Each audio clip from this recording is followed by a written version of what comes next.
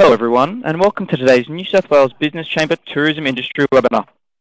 Today's topic is on ReviewPro, the online customer review management program.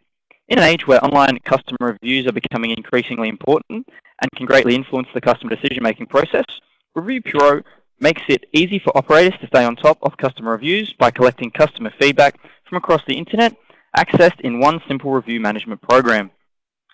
Today we have a ReviewPro's Avril Carter here to show you everything you need to know to effectively use ReviewPro, plus how you can take advantage of and leverage the software's functionality to benefit your business. This webinar is live and interactive. You're encouraged to participate by posing questions to the presenter, which can be typed into the chat box, which is located at the bottom left-hand side of your screen. If you're experiencing any difficulty hearing the sound during the webinar, please dial the 1-800 support number listed in the chat box. I'll now hand you over to Avril to begin. Okay, thank you so much, Jeff. Welcome everyone. Thank you to New South Wales Business Chamber for coordinating and facilitating this webinar today. And thank you to everyone on the line that's joined. I know that it's always busy in tourism businesses and not always easy to dial into these things, so I appreciate your time very much. As Jeff said, we're going to conduct a session about ReviewPro. I'm going to give you a very sort of brief introduction just to who ReviewPro are, what we do, who we work with, to set the scene, and then I'm going to actually dive into our dashboard to show you the online reputation management solution, which will show you a visual of the type of data that we collect and how it could be useful for your business. And then at the end, Jeff said we'll have some question time. So if you have questions along the way, feel free to drop them into that chat box there, and I'll address them at the end. Just kicking off with my my first slide here. So we currently work with around 35,000 tourism businesses worldwide. We are a global company. We have quite a big imprint here in Australia. Some of the names you may be familiar with there that pop up, the likes of Big Four holiday parks, Discovery holiday parks, RACV resorts, and Doma hotels. So we work with a real mix of accommodation providers, but also across other parts of industry, working with the attractions and also destination management organisations, the likes of Tourism Queensland, Gold Coast Tourism, Visit Ballarat, and so on. So, our solutions are used quite widely across industry, and I'll touch a bit more on that as I go through the solution that you'll see. We also work with a number of third-party providers, so the likes of Snapshot and Ideas, so revenue management solutions, essentially business intelligence solutions that want to tap into online reputation management data to add another layer of intelligence to the type of business intelligence solutions that they are offering. So what is ReviewPro? At ReviewPro, we help tourism operators to listen to your customers more effectively so that you can deliver better guest experiences. We started out being the best partner for operators to measure their online reputation on either a group or even just an individual or brand level. And then over time, this has evolved, and today more and more of our focus is on how we can help our clients improve the guest experience and therefore improve your brand's online reputation. So today, as I mentioned before, we work with more to improve your brand's online reputation. So today, as I mentioned before, we work with more than 35,000 tourism operators worldwide, and this has given us a real unique perspective into how we see operators succeeding through listening to their guests and making those operational and service improvements where it counts.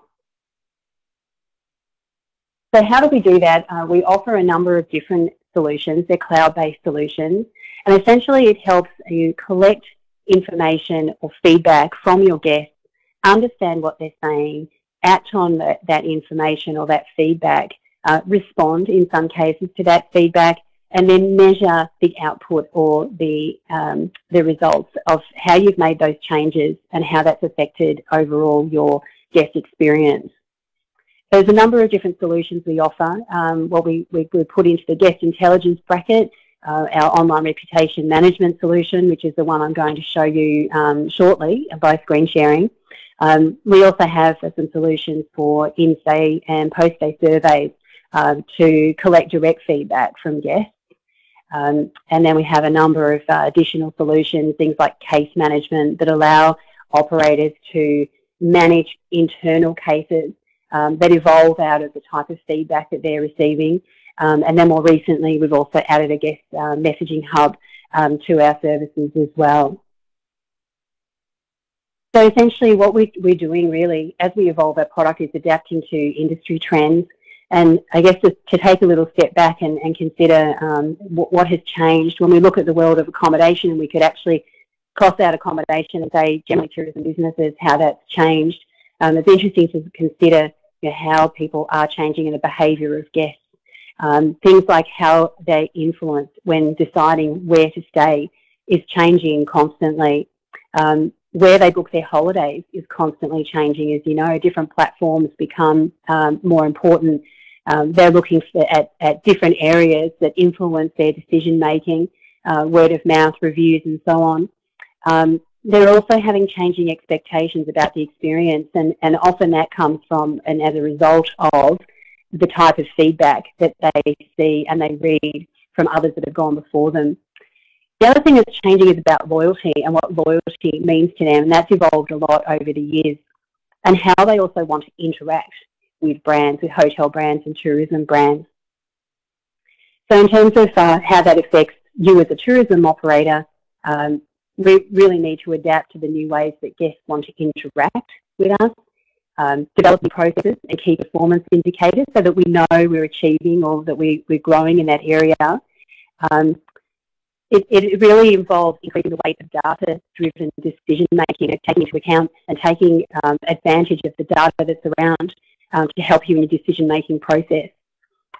Also implementing new systems and tools to eliminate the silos of data, as I'm sure many of you have seen that through the different types of systems that you use, there's so many different silos of information, and overcoming and changing so that you can see all that in one place is a really important way to be more efficient. And then rethinking the definition of the optimal distribution strategy and revenue management objectives in line with all that. A centralised platform to view everything that's being said by guests across all channels. So what we call guest intelligence combines all the feedback that you get from online reviews to view everything that's being said by guests across all channels. So what we call guest intelligence combines all the feedback that you get from online reviews, along with any direct feedback that you would get from guest satisfaction surveys, whether they're while they're there or after the experience. That being said, it's about actionable insight that your staff can use to make improvements where it matters most. And by applying this logic, the resulting improvements in guest experience also means you're able to increase online review volume. Improvements in guest experience also means you're able to increase online review volume, improve your rankings on the likes of TripAdvisor and other review sites that are important for your business, and most importantly, of course, boosting revenue. And part of that equation involves sharing that real-time guest intelligence across the organisation. And where we see a lot of success with the operators that are using in guest intelligence solutions is usually where they're sharing that information and not just keeping it under one umbrella. So it's important to have a solution that allows you to share the information with all your team and also share the most relevant information. So for example, your housekeeping and maintenance will need to have different type of data and information than, say, the general manager or your food and beverage. So it's a matter of using a solution that can allow you to refine and filter that information, cut out the clutter, and provide that information to your staff that's relevant for them, and it will help them achieve and make changes where they need to. So we work in different ways with different organisations. I touched on it briefly on that first slide. But just to give you an idea of who uses ReviewPro, direct clients, so hotels and hotel brands and attractions and tour operators that are directly managing and improving. Destination marketing organisations are also using our data. Organisations that are looking for some kind of assessment criteria organisations that want online content and want to increase conversion. So, for example, using ReviewPro to share and publish review data on your own website is really important to many brands. We also provide a lot of industry training like I'm doing today, but also with the likes of the Revenue Management Association and Accommodation Association, etc., providing the value that we see from the successes of others that are using it, etc., providing the value that we see from the successes of others that are using it. So what I'm going to do is actually jump into a screen sharing, and I'm going to go to an example of, and this is like a demo account, so I'm going to show you it's real information based on a hotel in London. So we're not naming and shaming anyone in Australia. So essentially going to go through this dashboard and just give you a visual of how ReviewPro works. Now, some of you on the call may be Star Ratings members, and the Star Ratings members in Australia have access to a customised version of online reputation management from ReviewPro, and so I'm going to use that version so that you see essentially mirror what you would see if you logged in.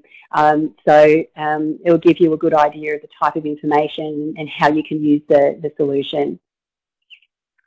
Okay, so what I've done, I've logged into ReviewPro's online reputation management solution, or ORM as we call it for short. Our solutions are all cloud-based, so you can access them from a laptop, obviously from a desktop. We also have a mobile app that you can use and use it on the run. We have a lot of managers that are quite mobile and not necessarily sitting at their desks all the time, and they really like to use the mobile app. They can view the data and get alerts and they get reviews and things directly from the mobile app. And when you join ReviewPro and set your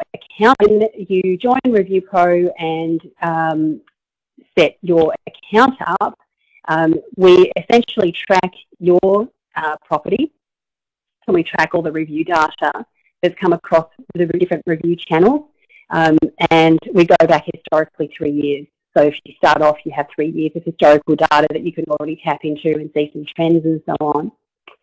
So when you log in, a couple of things. We have a menu bar that gives them dashboards and tabs, which take you down and drill down into some good analysis, which I'm going to go through shortly.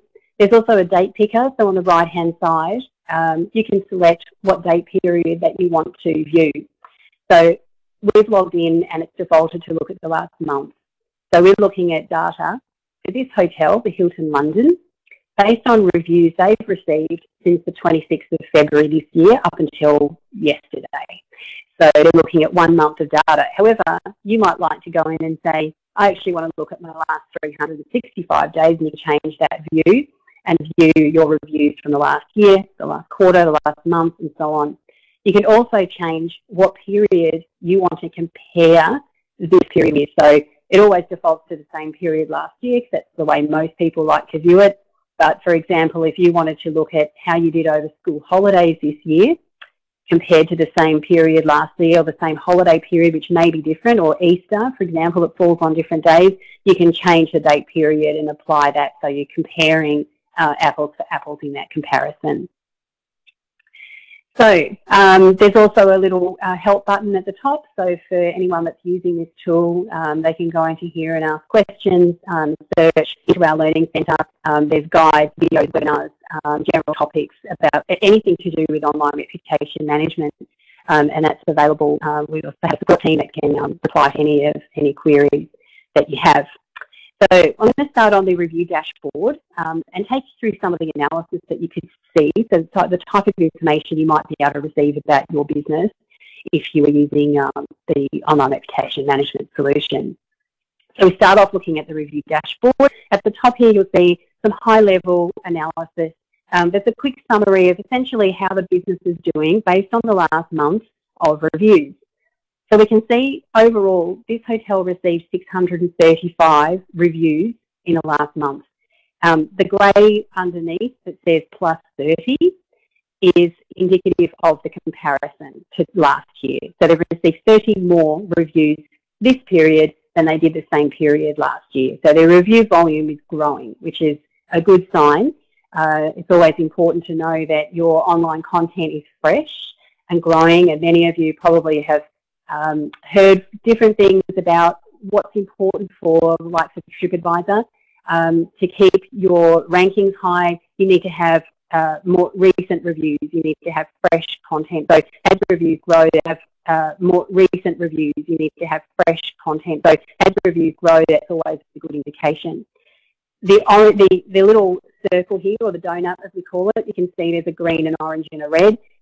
That's taking, based on the review scores of those 635, majority of those were positive. The orange indicates a neutral, so their results were kind of in between. They weren't negative, they weren't positive, or kind of a neutral response. And the red is negative. So in terms of their review scores, so in other words, their overall score that they gave in that review. Now, these review platforms take into account pretty much anywhere where they've received reviews over this period. So, I'm going to show you the review sources shortly, but just to give you an indication, the likes, obviously, the main ones like TripAdvisor, your Facebook reviews, Google reviews, all the online travel agents, the likes of Expedia and Booking, that all have review platforms. We take into account all those reviews. So we track those reviews, take the scores and deliver the results here in a dashboard for you. This one here is the Global Review Index. And what this is an online reputation management score. So in other words, it's like a guest experience satisfaction score based on all the reviews you've received in that period of time that you're reviewing. So in the last month, based on all the review scores this property received, overall their score is 80.9% out of 100. So how do we come to that score? This Global Review Index is a proprietary algorithm. It's developed by ReviewPro in conjunction with industry experts, and we take into account all those review scores. It's recalculated daily based on all your individual reviews that you've received and those scores. There are various weightings within the index that takes into account your more recent reviews, for example. So the more recent review scores are going to have a bigger impact on your overall score. A couple of reasons for those weightings. One is that what people are assessing and scoring and the type of feedback they're giving you recently is more reflective of what's happening in your operation right now, which I'm sure everyone will agree with. The other thing is that when people use review scores or reviews to make assessments about the likely experience they're going to have, generally people will look at the most recent reviews. So I know if I'm travelling and I read reviews or I look at review scores, I'll generally look at the ones that are more recent. And if there's one sort of one year ago, I probably wouldn't have as much weighting on my decision as something that's been reviewed last week. So that's important. So your Global Review Index score will move and change quite a bit depending on the type of scores that you're receiving in your reviews. You'll also see traction. If you've made some implemented changes based on feedback and you're starting to see some positive outcomes from that, you'll see your Global Review Index move more quickly than you would see, for example, if you were just only using a measurement of, say, TripAdvisor and looking at your TripAdvisor page and seeing what's my score on TripAdvisor, which, as you probably know, is out of 5. So you might have, say, a 4 out of 5. You're a 4 out of 5 hotel on TripAdvisor. If your reviews are changing and increasing, it takes a lot longer to move the needle because the scoring platform there is only out of 5. It's going to take a lot longer to move. Whereas the GRI, taking into account more review platforms and a score out of 100, you'll see it more reflective of those changes. Over here we have a thing called the semantic analysis of those changes. Over here we have a thing called the semantic analysis, and I'm going to go into a little bit more detail about this shortly, but semantic analysis is where we analyse the individual text of the reviews. So we take into account what people have said within those reviews. So the GRI is based on the scores, the semantic is based on what they've said. So for example, if someone wrote a review and said the location was great, the staff were really friendly, but the bathroom was a little bit tired or unclean or something. So they've mentioned a few things there. They've mentioned the location and they've said that was great. So that's a positive mention about location. They've mentioned the staff were great, positive about staff.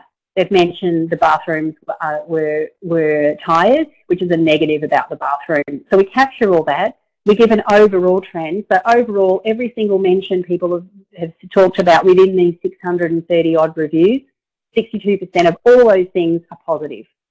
In the semantic analysis dashboard, which I'm going to show you, we actually drill down and have a look at what they've actually talked about. So of that 62% of positive, was it mainly about the location or the food and beverage and so on? So we'll look at that shortly.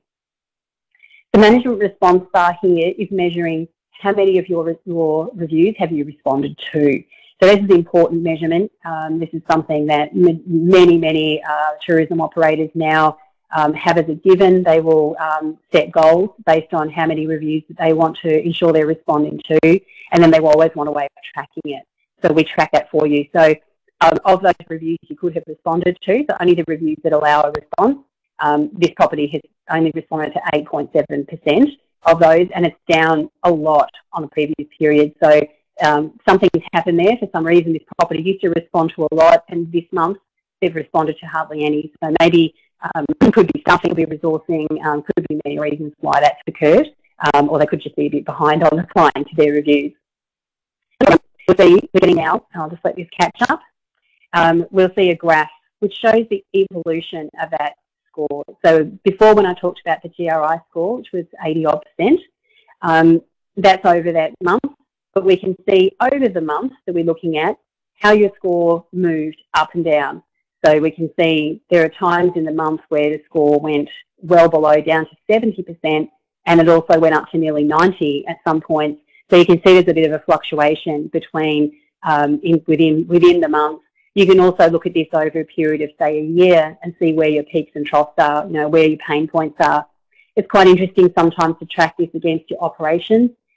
Quite often we have feedback from operators that see a direct correlation in their scores through a year between certain impacts they've had on their business. So, for example, they've had maybe a manager that's been underperforming, and they've had some low review scores, and then they've put in place a new manager who's now doing really well. They often see a direct correlation between where that manager started to make effect and when their review scores and people's satisfaction levels started increasing.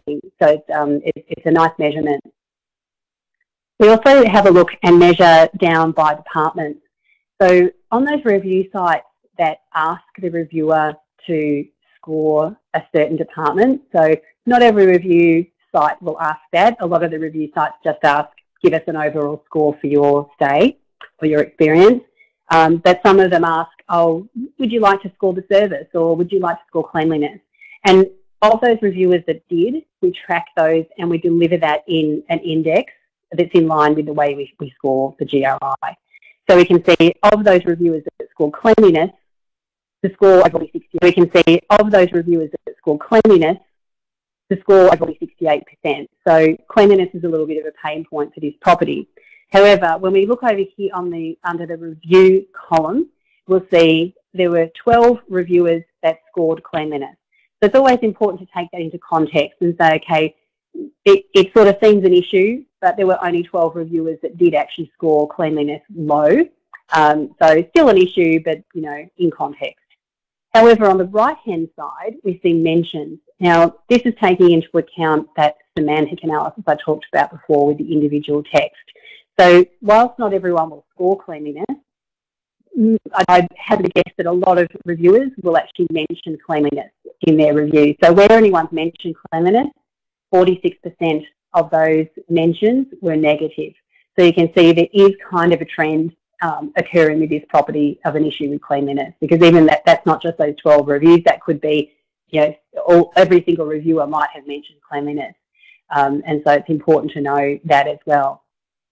So with, say, service, 78% of the mentions about service were positive. So on the flip side, you can see that there are different results. So we're going to scroll down now and go to the next widget. And here we're looking at a widget that delivers like a tag cloud of what we call the key drivers for the GRI, which is that Global Review Index score that we looked at earlier. So what this is kind of showing is what's driving that score that you received. And is it having a positive influence, a negative, or a neutral influence, and the tag cloud reflects that. So for this property, booking.com, where you see that big booking in orange, reviews in English, reviews from Google, reviews from the United Kingdom, so reviewers that are from the UK, they're all having kind of a neutral influence on the score. So they're sort of having the biggest influence, and it's a neutral influence. If that score, if Booking or English was in green, we'd say, okay, the reviewers having from Booking.com are having a big influence on our score, and it's positive. Whereas in this case, it's a neutral. Obviously, the things to look for in here are the things that stand out. If they had something red in there as a negative influence, they might want to hone in on that. So, for example, if the Chinese reviews were in red, having a negative influence, you'd probably want to take a look at that and say, okay, well, why is it that our Chinese reviewers are having a negative influence on our score? So for some reason, they're not as satisfied. And then finally on this page, we see trends up and down. So what we're showing here is, are there any kind of significant changes this month compared to the previous period from any of those sources, whether it be a channel or whether it be a language or whether it be a demographic like family. So, for example, here we can see Facebook. On Facebook, their score is 67.9%, and it's gone down 12% on the previous period. What that means is their Facebook reviews they've received this month have taken a dive. So their Facebook reviewers are being much less favourable than they were in the past. And overall, you can see the average index is only 67%. And their average score overall was 80-something. So their Facebook reviewers are really dragging down the score, their overall GRI score. So that would be something to look at, because obviously, usually your Facebook page sort of should be your fan page, really. So in most cases, the trend we would see is that Facebook reviewers tend to be more favourable because you're inviting them, they're kind of fans of your page and so on. So in this case, that's not the case. With Booking.com, their reviews on Booking.com have gone up. So their Booking.com bookers or guests have had an increase in their satisfaction level, is what that's saying. Right, so I'm going to now move through into the next dashboard, and we're going to go into the results page. Now, as you go through the various tabs within the solution, the results start to get a bit more of a deeper analysis. So we start to sort of drill down a little bit more into the areas here. So we're now looking at sources. So I'm going to just adjust that here. What we're looking at here with sources are the review channels or the review sites from which you receive reviews. So what we're showing you here is very important. Where is my biggest source of reviews? So where most here is very important. Where is my biggest source of reviews? So where are most of my reviews coming from? Where's most of my online content coming from? In this case, the biggest source of reviews is Booking.com. Their second biggest source of reviews is Google, and then TripAdvisor. So this is a trend we're seeing a lot across the globe, that Google is having quite a big increase in volume of reviews. As you've probably seen, like Google reviews now are much more prominent than they ever used to be. They're much more proactive in terms of gaining reviews. People are turning to it and seeing it more, and they're engaging more. And so it's not surprising that Google reviews are having a big increase in volume. And interestingly, for this hotel, has overtaken TripAdvisor in terms of their review volume. In fact, for the month, they've actually produced more than twice the volume of reviews than TripAdvisor has for this property. In the column under the volume reviews there, next to Google, you'll see a grey plus 71. That's the comparison on previous period. So they've had 71 more reviews this month than they had the same month last year. So definitely a big growth. Underneath that, we see TripAdvisor has declined 28. So their volume of reviews has declined in the same period last year. Facebook has also declined. So interesting, because usually you see an increase in Facebook reviews.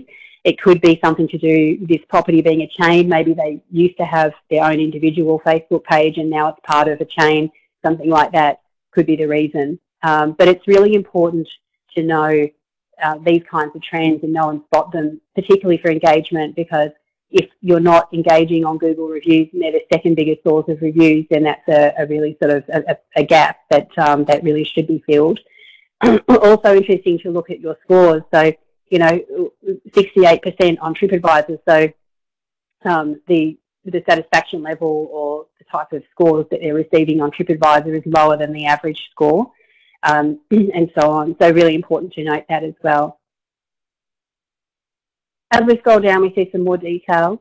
Here, the source profile information is essentially just replicating. We're pulling the information from those sources that have rankings and scores and things. So this is the score that Booking.com have. So your score on Booking.com is 7.5 out of 10. Your bubble rating on TripAdvisor is 3.5 out of 5. So it's essentially a snapshot. We also track if there are sites review sites that ask the reviewer, would you recommend? We track that as well. So we can see here that there's a few different sites that ask that. Expedia quite often asks this question, Holiday Check and Ctrip. So these are the reviewers that answered the question. So obviously not everyone replies, but of those ones that did, and what did they say?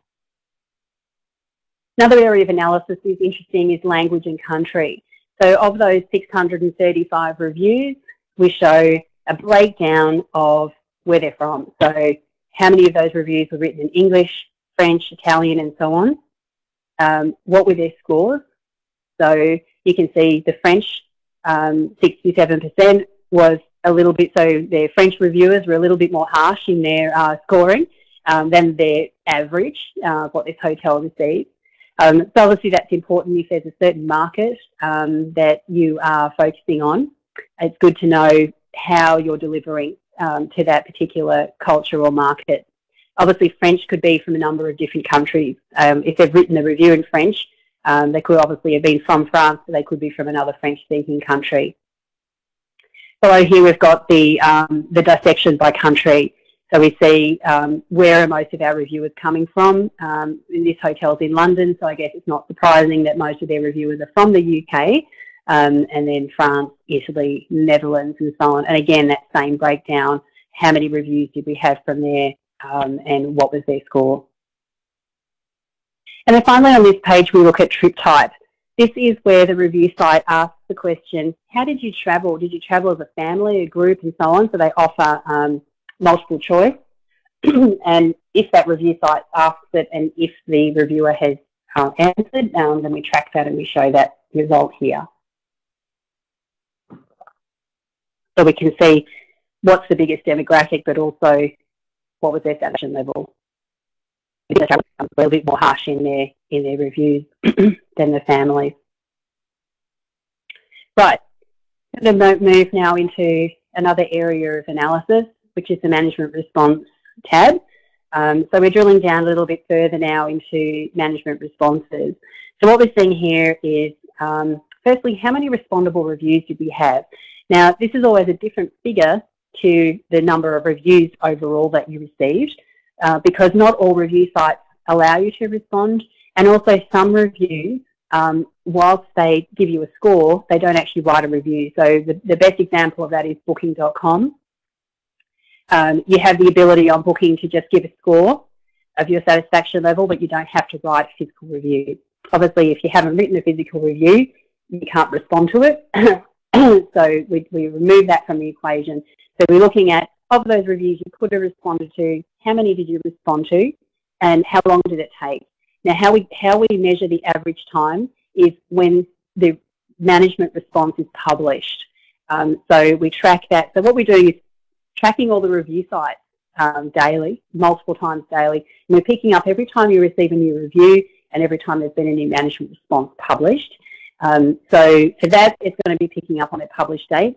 As many of you will know, if you respond to reviews, when you physically respond and when it's published is not the same, usually not the same day. They have to go through checks and balances in the same way that when someone writes a review, It's never immediately published. It usually goes through the moderation to check that everything's hunky-dory, and then they publish both. So we measure it based on that. So it gives you a good indication of how quickly or not quickly you are responding to reviews. We also break down that analysis by the type of review. So how many positive reviews, how many negative reviews. The reason we do that is that many hotels are, or they'll actually split out their goals in terms of the type of review. So in terms of review volume, you know, many hotels or businesses receive way too many reviews to physically respond to everything. So they have to develop their own strategy and goals about which ones they're going to reply to, how quickly, and so on. And quite a lot of properties will split this in terms of their negative, positive. So they'll say, for example, our goal is to respond to, say, 100% of negative reviews because we want to make sure we have a response out there for anything that's negative. But positive reviews, we receive loads of them. We can't respond to all. We don't have resources, but we're going to aim to respond to, say, 50%, so that could be their goal. So from here, that's easy for you to track. So rather than just giving you the overall, we also break that down for you. Likewise by channel, similar scenario where you may decide that you're going to hone in on certain channels that you respond to, or you may delegate within your organisation who responds to certain channels. Again, see this a lot, where some businesses will say, actually, we have our social media girl that actually responds to the Facebook reviews, but our manager responds to all the TripAdvisor reviews, for example.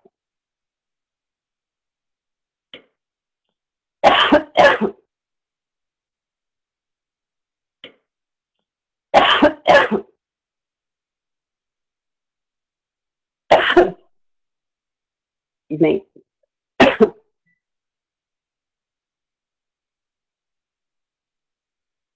So you can analyse by channel. Right, I'm going to skip now into the tracking area. What this is showing you the flow of reviews. So every time a new review is published, it flows into your review tracking area. This is where you can, on a more of an operational level, use the tool to read and respond to your reviews. So you can see their most recent reviews come in here from booking.com, and an untitled one, which is where they've just given a score but no review. And then we also have one here from Italy, and this is her review here. So by using this, you'll see there's a lot of booking ones. If we scroll down, there'll be, I won't keep scrolling fast, I know that the system takes a little while to catch up, but there'll be some other channels in here as well, TripAdvisor and Expedia and Google and so on, all feed into this one area. So it's a good way to, rather than having to open up multiple tabs, go and find all your reviews from the different channels and respond to them, you can use this centralised place. Here we can say, click on respond on booking. It will open up a new window. You still need to log in the first time you use the system. Log into your booking.com extranet, log into the TripAdvisor Management Centre, whatever channel it is. You still need to fulfil that criteria. So you're still responding within that channel, but it provides a conduit for you to do that. Then once the response has been received, we track that as well. I'm going to go to the filters, and I'm going to find reviews that have had a management response. So I can click on management responses, and I can say, show me the reviews with the responses, and apply the filter. And then we can see here, here's a review from TripAdvisor they received on the 25th of March. Here's the reviews, and here's the management response. So you can read and know that you've responded to that. Where I just showed you the filters, you could use that obviously if you were playing catch up in responding. You could go into the filters and you could filter and just show me the reviews without a management response, and then reply to all those. So it gives you a sort of a quick and easy way to do that. You can save it as a new view as well, so you could save it for future if it's a filter that you commonly look at, reviews without response and so on. You can save that, and you can click and toggle between the different filters. Alrighty, so I'm going to finish off on the semantic results, which I mentioned before was about individual text. So this is where people are talking about what are they actually saying within those reviews. So based on this month overall, positive mentions, negative mentions, total number of mentions. So everything they've talked about within those reviews, 62% are positive. Let's scroll down and let's just catch up for a minute.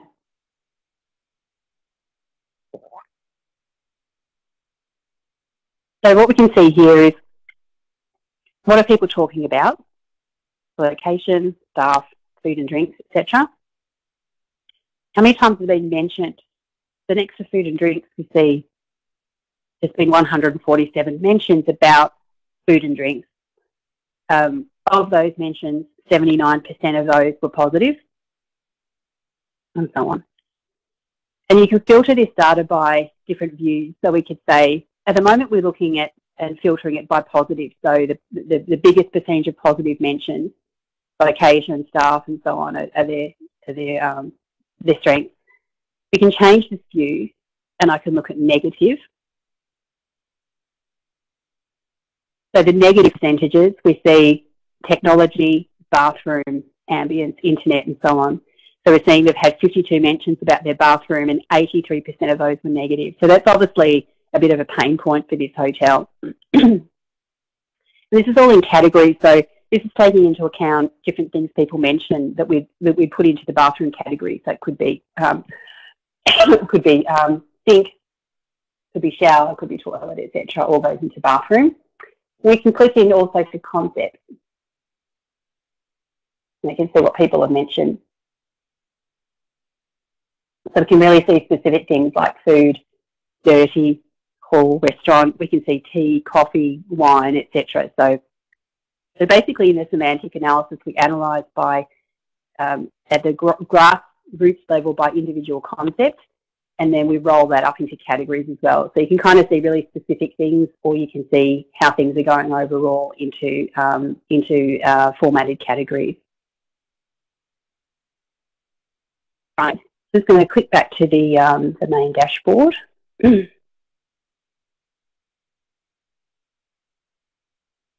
So we're back in the dashboard now. So that's going to give you an overview of the type of data that you can receive. As I said, I've been using the star ratings version of the reputation management tool, so you can see what's in there. And for those of you that are using it currently, it'll give you a better overview. So what I'm going to do now is I'm going to go back. I'm going to stop sharing my screen and just go back to those slides. I'm just going to go to the end here. I just want to mention one last thing actually is that we have some great industry resources within our Learning Support Centre, and also just on the main website for ReviewPro. If you go to the resources, there's a lot of guides, webinars and things if you're looking for just general best practice could be about how to respond to reviews and so on. And that's very, very useful if you're looking for some training items. So I think we've now got some questions. So I'm just going to go across to some of these in here and just pick out some of these questions and see if I can answer them for everyone. So just give me a moment to read these. So we've had Mia ask, does this work for outdoor activity operators as well as traditional hotels? The answer is yes, it does.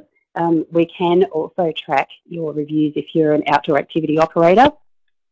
If you've got TripAdvisor listing with reviews and you've got, say, Google reviews, more than likely have a Facebook page with Facebook reviews. We can set up, track it, and pull in the same kind of analysis and data based on that as well. So yes, you can. You can track it. You can use the review responses and so on. We have another question about, it's a common one actually, about time-consuming responding to every review. and what's the recommended approach? Is it necessarily to respond to each review? It's a great question, and it gets asked a lot. My answer to that is that no, it's not necessary to respond to every review. Obviously, and every organisation is different. Of course, everyone has different resources and availability to be able to do so. So what I would say is look at prioritising which reviews that you respond to. So, for example, if you are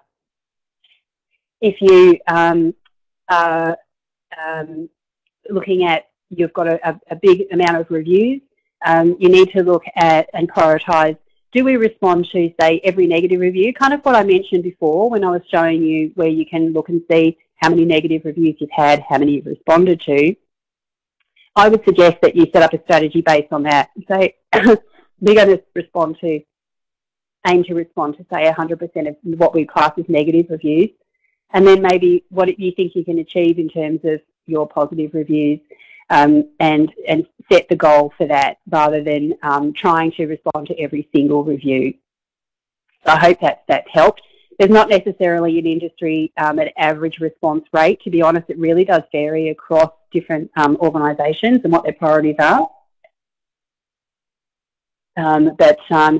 You know, so I wouldn't say there's an industry average. I would say it's a case of looking at where you can. I would definitely say if you can, try and respond to all your negative ones, and then maybe, you know, try and respond to at least sort of 50% of your positive ones.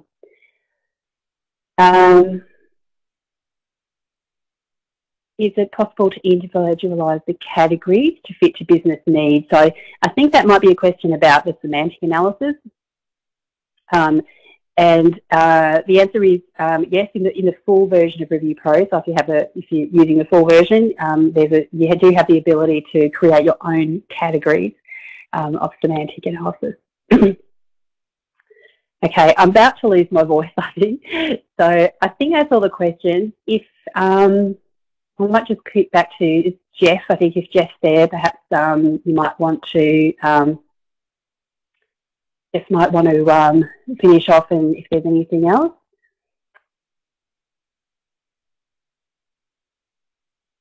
Thank you, Avril, for your presentation, and thank you to everyone for attending today's webinar. We hope to see you at another New South Wales Business Chamber webinar soon.